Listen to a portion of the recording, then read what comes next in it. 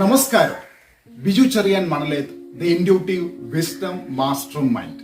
ഇന്ന് നമ്മൾ പഠിക്കുവാനായിട്ട് പോകുന്നത് 12 യൂണിവേഴ്സൽ ലോസിൽ ഏഴാമത്തെ ലോ ആയിട്ടുള്ള law of cause and effect, അതായത് കാരണത്തിന്റെയും ഫലത്തിന്റെയും നിയമമാണ്.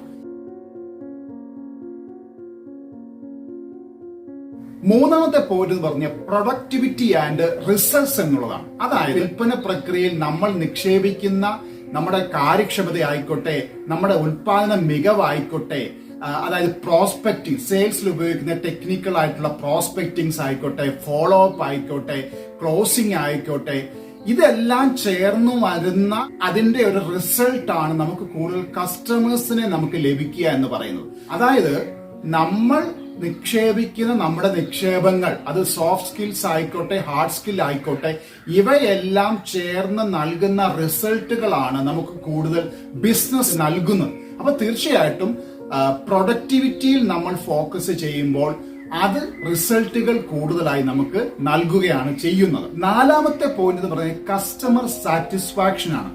അതായത് നമ്മൾ കൊടുക്കുന്ന പ്രവർത്തനങ്ങളിൽ നമ്മുടെ കസ്റ്റമേഴ്സ് സാറ്റിസ്ഫൈഡ് ആകുന്നു എന്ന് നമ്മൾ ഉറപ്പുവരുത്തുക.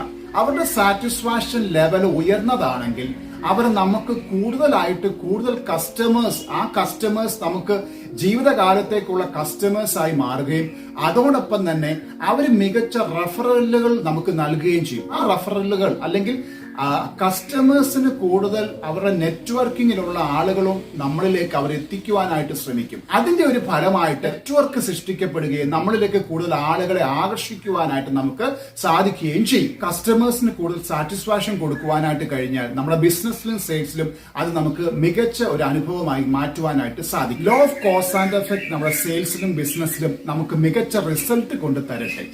മറ്റൊരു എപ്പിസോഡിൽ കാണും വരേക്കും നന്ദി, നമസ്കാരം.